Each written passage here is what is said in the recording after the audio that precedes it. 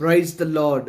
నీ భారము యెహోవా పైన మోపుము, ఆయనే నిన్ను ఆదుకొనును. కీర్తనల గ్రంథము 55వ కీర్తన 22వ చరణంలో ఉన్నటువంటి మాట ఇది.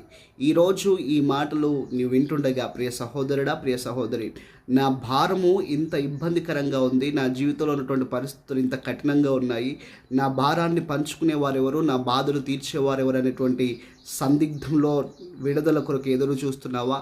అయితే వాక్యం అంటున్నటువంటి మాట విను. భారం మోసుకుని వెళ్తున్న సమస్త జనులారా నా యొద్దకు రండి, నేను మీకు విశ్రాంతిని అనుగ్రహిస్తానని యేసుక్రీస్తు ప్రభువు వారు సెలవిస్తున్నారు. కాబట్టి నీవు గనక నీ బాధతో నీ భారముతో నువ్వు ప్రభు యొద్దకు వచ్చినట్టయితే, నీ భారాన్ని ప్రభు యొద్దకు తీసుకుని వచ్చినట్టయితే ఆయన అందులో నుంచి నీకు విడుదల ఇవ్వగలుగుతాడు. బైబిల్లోంచి ఒక్క ఉదాహరణ మనం గమనించినట్టయితే, రక్తస్రావ రోగం కలిగినటువంటి స్త్రీ తన బాధను, తన భారాన్ని ప్రభు యొద్దకు మోసుకుని వచ్చింది. తిరిగి వెళ్తున్నప్పుడు స్వస్థతో వెళ్ళింది. మరి నీ భారాన్ని ఎక్కడెక్కడికో మోసుకెళ్తున్నావా? అక్కడికి కాదు నువ్వు తీసుకువెళ్తుంది, ప్రభువు దగ్గరికి.